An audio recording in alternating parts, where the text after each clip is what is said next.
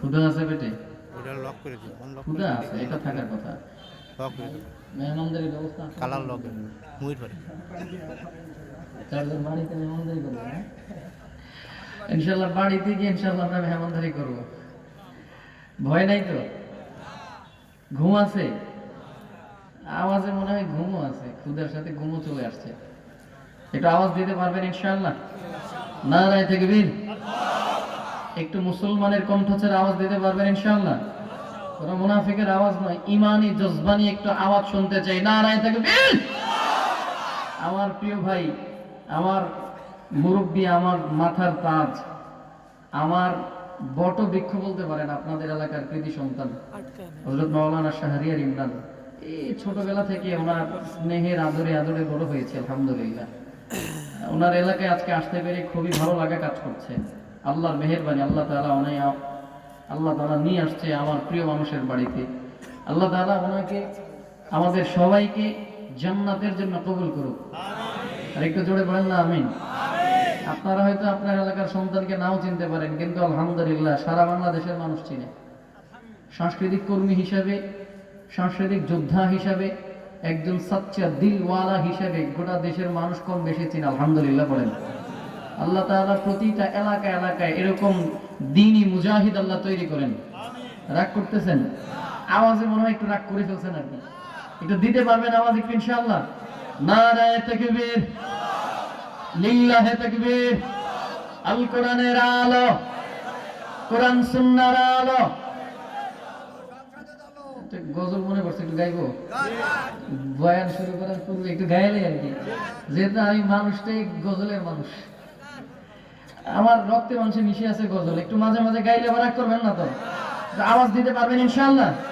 নাস্তিকতা নিপাতে যাকে দিন ইসলাম জিন্দাবাদ, নাস্তিকতা নিপাতে যাকে দিন ইসলাম জিন্দাবাদ, কোটি প্রাণের একই আওয়াজ। খোদাদ্রোহী ছাড় পাবে না, এই বাংলায় ঠাই হবে না, মুসলমানরা জেগেছে আজ। ঠিক কিনা? জোর কদমে সামনে চলো, বজ্র কণ্ঠে আওয়াজ তোলো, সবাই মিলে একই তালে দাও না স্লোগান, নারায়ে তাকবীর, নারায়ে তাকবীর। ইসলামেরই জন্য দেশের হয়েছে জন্ম, ইসলামের বিরুদ্ধে গেলে দেশ হবে ভিন্ন।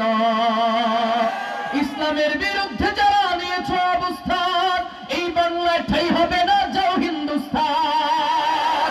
জোর কদমে সামনে চলো, বজ্র কণ্ঠে আওয়াজ তোলো, সবাই মিলে একই তালে দাও না স্লোগান, নারায়ে তাকবীর, নারায়ে তাকবীর। কোরআন সুন্নাহর আলো। না, ঘরে ঘরে জ্বালার দিন শেষ। কোরআন সুন্নাহর আলো এতদিন পর্যন্ত ঘরে ঘরে জ্বেলেছেন, ঘরে ঘরে জ্বালার দিন শেষ। এখন থেকে আমাদের পণ প্রতিজ্ঞা হবে, কোরআন সুন্নাহর আলো রাষ্ট্রীয়ভাবে সংসদে জ্বলতে হবে। কারণ আপনি আমি যখন কোরআন সুন্নাহকে যখন সংসদে বসাইতে পারবো, হলফ করে বলতে পারি এদেশের সংসদ যখন কোরআন আর সুন্নাহ দিয়ে পরিচালিত হবে, অটোমেটিক এই দেশ থেকে দুর্নীতি আর দুঃশাসন বন্ধ হয়ে যাবে। আমার দেশের সংসদ যখন কোরআন সুন্নাহ দিয়ে পরিচালিত হবে, অটোমেটিক এই দেশ থেকে যত ধরনের অন্যায়, অনাচার, খুন খারাপি, যত ধরনের বেহায়াপনা, বেলাল্লাপনা সব দূর হয়ে যাবে। সোনার বাংলাদেশ তখন সোনার সুহাগা হয়ে যাবে। যখন আমার দেশের সংসদ যখন ইসলাম পরিচালিত হবে, আমার দেশের সংসদ যখন কোরআন দিয়ে পরিচালিত হবে, অটোমেটিক এই দেশ থেকে সুদ আর ঘুষ বন্ধ হয়ে যাবে, দুর্নীতি বন্ধ হয়ে যাবে। এজন্য আমার সোনার বাংলাকে সোনায় রূপান্তরিত করার জন্য আগামীতে আমরা ইসলামকে দেখতে চাই। আরেকটা আওয়াজ করে বলেন ঠিক কিনা? ইসলামকে ইনশাআল্লাহ দেখতে চাই কি চাই না? ইসলামের জন্য তৈরি আছেন তো ইনশাআল্লাহ?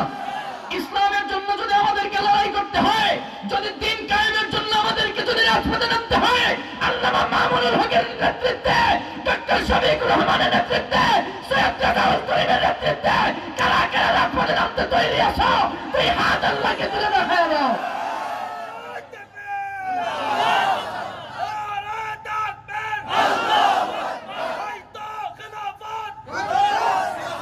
ইনশাআল্লাহ আগামী বাংলাদেশের জন্য তৈরি আছেন তো ইনশাআল্লাহ?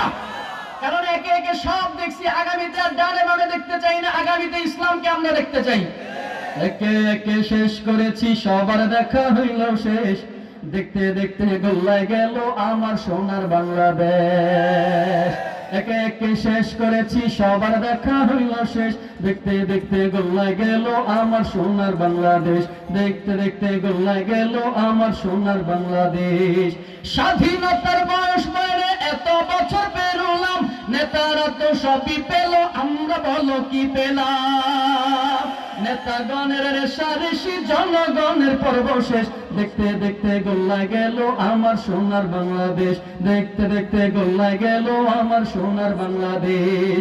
যাদের হাতে যায় ক্ষমতা, দেশ যেন বাপের ভিটা, রাখতে চেয়ে আর শুরু করে ভারতের পাচাটা। যাদের হাতে যায় ক্ষমতা, দেশ যেন বাপের ভিটা, রাখতে চেয়ে আর শুরু করে বিদেশিদের পাচাটা। বিদেশিদের কথা মতো চালায় তারা নিজের দেশ। দেখতে দেখতে গোল্লায় গেল আমার সোনার বাংলাদেশ।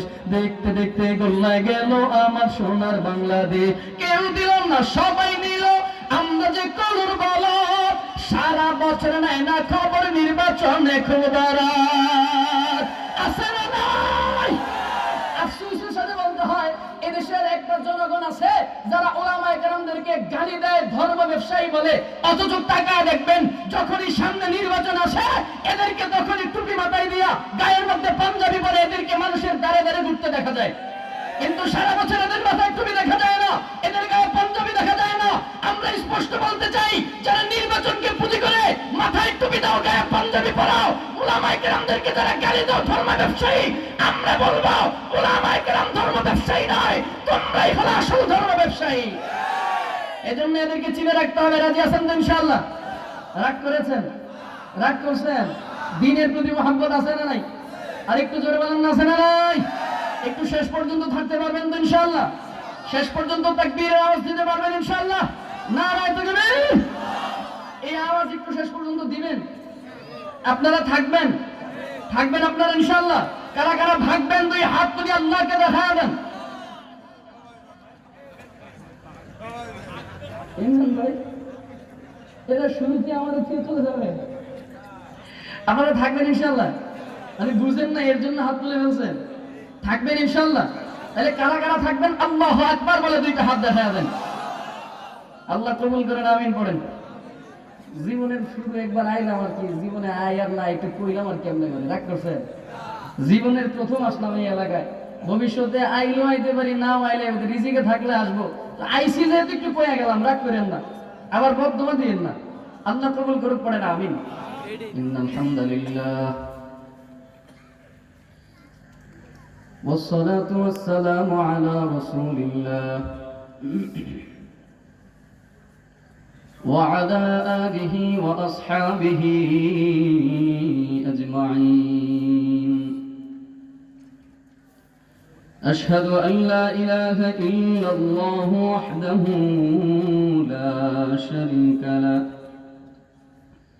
ونشهد أن سيدنا وسندنا وحبيبنا وطبيب قلوبنا ربنا ومولانا محمدا عبده ورسوله. أما بعد، فأعوذ بالله من الشيطان الرجيم. بسم الله الرحمن الرحيم. ولا تجسسوا ولا يغتب بعضكم بعضا، أيحب أحدكم أن يأكل لحم أخيه ميتا فكرهتموه، واتقوا الله إن الله تواب رحيم. صدق الله المولانا العظيم، وصدق رسوله النبي الكريم. عن أبي هريرة رضي الله تعالى عنه قال أن رسول الله صلى الله عليه وسلم قال: أتدرون ما الغيبات؟ قالوا: الله ورسوله أعلم. قال: ذكر أخاك بما يكره قيل أفرأيت إن كان في أخي ما أقول قال إن كان فيه ما تقول فقد اغتبته وإن لم يكن فيه ما تقول فقد بهته أو كما قال النبي عليه الصلاة والسلام إن الله وملائكته يصلون على النبي يا أيها الذين آمنوا صلوا عليه وسلموا تسليما اللهم صل على محمد وعلى آل محمد كما صليت على إبراهيم وعلى آل إبراهيم إنك حميد مجيد اللهم بارك على محمد وعلى آل محمد كما باركت على إبراهيم وعلى آل إبراهيم إنك حميد مجيد একটু মহব্বতের সাথে আওয়াজ করে বলবেন দরুদ পড়লে লাভ হবে নাকি লস হবে? কেমন লাভ হবে জানো? কেউ যদি রাসূলের শানে একবার দরুদ ও সালাম পেশ করে আল্লাহ পাক রব্বুল আলামিন ওই বান্দার জন্য কমপক্ষে 4টা লাভ রেখেছেন। এক নম্বর লাভ, কেউ যদি একবার দরুদ ও সালাম পেশ করে আল্লাহ তাআলা ওই বান্দার আমলনামা থেকে কমপক্ষে 10টা গুনাহকে maaf করে দেন। 2 নম্বর লাভ, কেউ যদি একবার দরুদ পড়ে আল্লাহ তাআলা ওই বান্দার আমলনামার মধ্যে কমপক্ষে 10টা নেকি উঠায়া দেন। এখানে শেষ নয়, কেউ যদি একবার দরুদ পড়ে আল্লাহ পাক রব্বুল আলামিন ওই বান্দার জন্য আসমান থেকে 10টা রহমত নাজিল করে দেন। এখানেই শেষ নয়, 4th নম্বরের লাভ, কেউ যদি একবার দরুদ পড়ে আল্লাহ তাআলা ওই বান্দার পদমর্যাদাকে, বান্দার মর্যাদা জান্নাতের মধ্যে আরো 10 গুণ বাড়ায় দেয়। এজন্য মুহাব্বতের সাথে আওয়াজ করে বলবেন দরুদ পড়লে লাভ হবে নাকি লস হবে? যদি লাভ হয় জবানটাকে বন্ধ রাখা যাবে না। রাসূলের প্রেম ভালোবাসা মুহাব্বত হৃদয়ের মধ্যে নিয়ে দিল থেকে উচ্চ আওয়াজে রাসূলের মুহাব্বতে একবার দরুদ ইব্রাহিম পড়ব। যেই দরুদটা 5 ওয়াক্ত নামাজের মধ্যে সালাতের মধ্যে আমরা পড়ে থাকি, দিল খুলে মুহাব্বতের সাথে সেই দরুদ ইব্রাহিম উত্তম দরুদটা জবান দিয়ে একবার পড়ব। আল্লাহুম্মা সাল্লি আলা মুহাম্মাদিন ওয়া আলা আলি মুহাম্মাদ كما صليت على إبراهيم وعلى آل إبراهيم إنك حميد مجيد اللهم بارك على محمد وعلى آل محمد كما باركت على إبراهيم وعلى آل إبراهيم إنك حميد مجيد الحمد لله চাঁদপুর শঙ্করনগর শামসুল উলুম সিদ্দিকিয়া কওমি মাদ্রাসার উদ্যোগে আয়োজিত 56তম বার্ষিক ওয়াজ মাহফিলের উপস্থিত আজকের সম্মানিত সভাপতি সাহেব, উপস্থিত জাতির শ্রেষ্ঠ সন্তান হযরত উলামায়ে কেরাম, সামনে উপবিষ্ট আমার বাবার বয়সী বাবাগণ, দাদার বয়সী দাদাগণ, বড় ভাই সমতুল্য বড় ভাইগণ, বন্ধু সমতুল্য বন্ধুগণ, পর্দার অন্তরালে অবস্থানরত শ্রদ্ধেয়া সম্মানিতা মা ও বোনেরা, রব্বুল ইজ্জত জালাল আল্লাহ পাক রব্বুল আলামিনের দরবারে লাখো কোটি শুকর যে আল্লাহ তাআলা আপনাকে আমাকে দয়া করে মায়া করে দুনিয়ার ঝামেলা থেকে মুক্ত রেখে, গুনাহের কাছ থেকে দূরে রেখে দ্বীনি মজমা, দ্বীনি পরিবেশ, ইমানি মুযাকারাত, জান্নাতি পরিবেশে আল্লাহ আসার বসার সুযোগ তৌফিক দান করেছেন। এজন্য অন্তর থেকে একবার কালেমাতুর শুকর আদায় করব আলহামদুলিল্লাহ। ভূমিকা দীর্ঘায়িত নয়, আলোচনা শুরু করব। আমার প্রিয় ভাই মাওলানা শাহরিয়ার ইমরান ভাই আসার পথে, আগেও বলে নাই, এই আসতেছি আসার পথে বললো ভাই যদি সুযোগ থাকে একটু গীবত সম্পর্কে একটু কথা বললে মনে হয় ভালো হতো। আমি আসলে হাফেজ মানুষও না, অনেক সময় আমার কোরআনের আয়াতগুলো একটু দেখে দেখে পড়তে হয়, আবার স্মৃতি শক্তিকেও আবার দেখে দেখে একটু হাদিসও পড়তে হয়। আস্তে আস্তে জেহেনের মধ্যে যতটুকু ক্যাপচার করতে পেরেছি ততটুকু কথাই এই অল্প সময়ের মধ্যে আস্তে আস্তে জেহেনে যা আছে যতটুকু আছে ততটুকুই আপনাদেরকে বলার শোনাবার চেষ্টা করব। আল্লাহ তাআলা তৌফিক দান করুক, পড়েন আমিন। আল্লাহ তাআলা আমাদের প্রিয় ভাইকে আগামীর চেয়ারম্যান হিসেবে আল্লাহ কবুল করুক। সোনার বাংলাদেশ আপনারা চান না? দুর্নীতি মুক্ত বাংলাদেশ চান না? দুঃশাসন মুক্ত বাংলাদেশ চান না? আপনারা আপনাদের এই এলাকায় দুঃশাসন, দুর্নীতি আর এই ধরনের বিষয়গুলো থেকে আপনার হেফাজত থাকেন, চান কিনা? তাহলে যদি চান তাহলে এমন একজন নেতা নির্বাচন করবেন যেই নেতা দুর্নীতির সাথে সম্পৃক্ত থাকবে না। এর জন্য আমি ছোট মানুষ, জানি না আপনাদের এলাকার কি অবস্থাতে, আমি ছোট মুখ দিয়ে মুসাফির মানুষ, সফরের হালতে আছি, আমার দিলের ভিতরে কথাটা টানতেছে বারবার, এই জন্য বলে ফেললাম, রাগ করেন না। দিলের ভিতরে টানতেছে, এর জন্য বলে ফেললাম। আগামীতে আমার ইমরান ভাইরে আপনারা চেয়ারম্যান নির্বাচিত করবেন ইনশাআল্লাহ। এ যদি দূরেও থাকতে চায় রেজল করে দাঁড় করাইবেন। কারণ ওলামায়ে কেরাম সৎ লোক নেতৃত্বের জন্য এগিয়ে আসে না বিধায় দুর্নীতি দুঃশাসন যুক্ত যেই লোকগুলো এরা সামনে আগায় আসে। আর এরা আসলেই তখন আপনার আমার জনগণের সম্পদের টাকাগুলো কলমের খোঁচা মেরে মেরে এরা শেষ করে নিয়ে যায়। এই জন্য এমন লোককে আপনারা বসাবেন যে লোকের দ্বারা কোনো জনগণের অকল্যাণ হবে না। রাজি আছেন তো ইনশাআল্লাহ? আল্লাহ কবুল করুক, আমিন বলুন। যাই হোক, যেটা বলছিলাম, আস্তে আস্তে যেহেতু গীবত সম্পর্কে কিছু কথা, আল্লাহ তাআলার কাছে তৌফিক কামনা করি, আল্লাহ যেন জবান দিয়ে এমন কিছু কথা বের করে দেন যেই কথাগুলো আমার জন্য আগে উপকারী অথবা আপনাদের প্রত্যেকের জন্য উপকারী। আল্লাহ আমিন পড়েন, আল্লাহ কবুল করুক, কোন আমিন। গীবত কি? একটু মনে হয় কমাই দিলে নয়েজটা কমে যাবে। একটু যে একটা ডান্টের নয়েজ আছে তো একটু কমাই দেবে। হ্যাঁ, মাশাআল্লাহ, সাউন্ড খুব সুন্দর। আল্লাহ ওনাদের ব্যবসায় বরকত দান করুক। আগে আমাদেরকে বুঝতে হবে গীবত কি। গীবত এটা আরবি শব্দ, যার বাংলা শব্দের অর্থ হচ্ছে কুৎসা রটানো, কারো দোষ বর্ণনা করা, কারো পশ্চাদে কারো নামে কিছু বলা, কারো দোষ ত্রুটি অন্বেষণ করা, তালাশ করা, এর নাম হলো গীবত। আর একটু সহজ করে আমি আমার কথা না বলে যদি রাসূলের হাদিস দ্বারা যদি গীবতের সংজ্ঞা বুঝাই, নবীজি সাল্লাল্লাহু আলাইহি ওয়াসাল্লাম গীবতের পরিচয় বড় সুন্দর করে হাদিসের মধ্যে বলেছেন।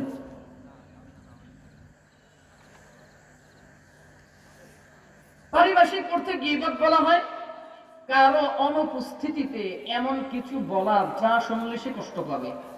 আগে গীবতের পরিচয়টা আমরা ভালো করে জানবো, তারপরে বাকি আলোচনা বুঝতে সহজ হবে। গীবত বলা হয় ওই বিষয়টাকে, পারিভাষিকভাবে গীবত বলা হয় কারো সম্পর্কে, কারো অনুপস্থিতিতে তার সম্পর্কে কিছু বলা যা শুনলে সে কি পাবে? কষ্ট পাবে।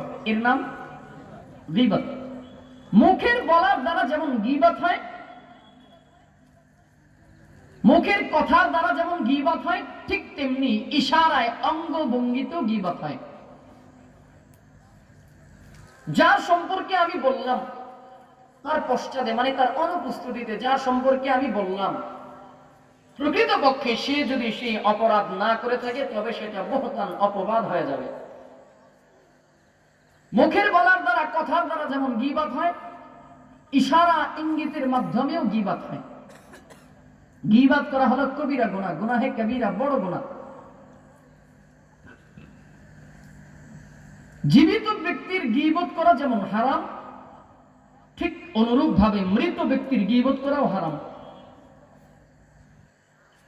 আর আফসোসের ব্যাপার হলো আমাদের পুরো সমাজ, আমি আপনাদের এলাকা জানি না, আমি আমার নিজের এলাকার কথা বলবো, পুরো সমাজ নষ্ট হয়ে গেছে এই গীবতের ছয়লাভে।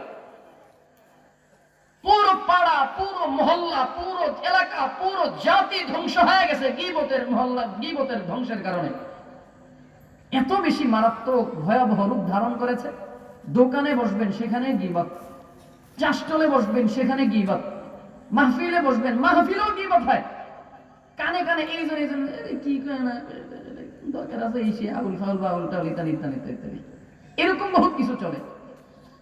প্রতিটা সেক্টরে, প্রতিটা জায়গায়, প্রতিটা অবস্থার ভিতরে মানুষ মুহূর্তে মুহূর্তে কেমন যেন গীবতের সাথে আমরা সম্পৃক্ত হয়ে গেছি। আর এটা আমার যেন আমাদের যেন এটা কেমন যেন ওই যে ঘিয়ে ভাজার মতো অবস্থা এমন হয়ে গেছে, এমন সুস্বাদু একটা ব্যাপার হয়ে গেছে। আল্লাহ আমাদেরকে গীবত থেকে বেঁচে থাকার তৌফিক দান করেন। আর একটু মহব্বতে বলেন না আমিন। এই গীবত কখনো কখনো অহংকার থেকে হয়, আবার কখনো কখনো এই গীবত ক্রোধ থেকে মানে রাগ থেকে হয়। কারো প্রতি কারো রাগ থাকলে সেই রাগ থেকে গীবত হয়, মানে তার দোষ ত্রুটিগুলো বর্ণনা করা হয়। আবার এই গীবতটা কখনো কখনো অহংকারের বর্ষীভূত হয়, তার চাইতে আমি শ্রেষ্ঠ, তার চাইতে আমি দামি, তার চাইতে তো আমি উত্তম, সে আমার দিকে কিসের দিকে সে আমার কাছে আসবে, আমার ধারে কাছেও না, এই দিক থেকেও গীবত হয়ে যায়। আবার কখনো কখনো এই গীবত হিংসা হাসাদ থেকে হয়ে থাকে, বিভিন্ন উপায়ে গীবত হতে থাকে। নবী সাল্লাল্লাহু আলাইহি ওয়াসাল্লামের পয়গম্বর সাল্লাল্লাহু আলাইহি ওয়াসাল্লাম গীবতের বড় সুন্দর চমৎকার করে পরিচয় তুলে ধরেছেন হাদিসের ভাষায়। নবীজি সাল্লাল্লাহু আলাইহি ওয়াসাল্লাম মুসলিম শরীফের বর্ণনায় আবু হুরায়রা রাদিয়াল্লাহু তাআলা আনহু থেকে বর্ণিত হাদিসের মধ্যে পাওয়া যায়, রাসূল সাল্লাল্লাহু আলাইহি ওয়াসাল্লাম বর্ণনা করেন, عن أبي هريرة رضي الله تعالى عنه أن رسول الله صلى الله عليه وسلم قال أتدرون ما الغيبات قالوا الله ورسوله أعلم قال ذكر أخاك بما يكره قيل أفرأيت إن كان في أخي ما أقول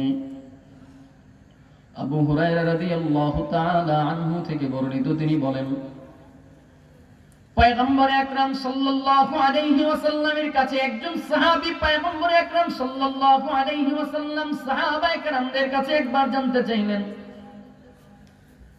আপনারা যেমন মজলিসের মধ্যে বসা, ঠিক অনুরূপ ভাবে পয়গম্বর সাহাবায়ে কেরামদেরকে নিয়ে একটা মজলিসের মধ্যে বসা। পয়গম্বর আকরাম সাল্লাল্লাহু আলাইহি ওয়াসাল্লাম তখন সাহাবীদেরকে উদ্দেশ্য করে বললেন, আতাদরুনা মাল গীবাত, সাহাবীরা তোমরা কি জানো গীবাত কাকে বলে, গীবাত কি? সাহাবায়ে কেরামের একটা আদত, সাহাবায়ে কেরামের একটা অভ্যাস হলো তারা জানলেও বলতেন আল্লাহু ওয়া রাসূলুহু আ'লাম, না জানলেও বলতেন আল্লাহু ওয়া রাসূলুহু আ'লাম। সাহাবায়ে কেরামের একটা অভ্যাস হলো পয়গম্বরের সামনে কোনো কিছু তারা জানে এই কথা জবান দিয়ে বলে নাই, জানলেও বলতেন আল্লাহ এবং আল্লাহ রাসূল ভালো জানেন, না জানলেও বলতেন তারা আল্লাহ এবং আল্লাহ রাসূল ভালো জানেন। এটা সাহাবায়ে কেরামের আদত, অভ্যাস। কিন্তু আপনার আমার অভ্যাস হলো তার বিপরীত, তার উল্টা, তার বিপরীত। বরঞ্চ আপনার আমার অভ্যাস